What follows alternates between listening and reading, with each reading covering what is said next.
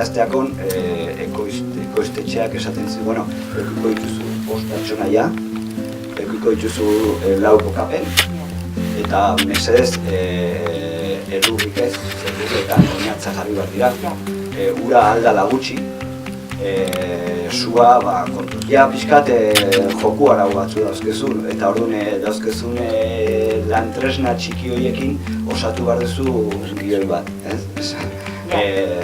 Orduan hori da abia puntua, eta gero, bueno, gero kontu asko eduki behar duzu, ze badakizu adibidez Olentzero pelikula bat Gabonetan irtengo dela, bai, nahitan nahi ez.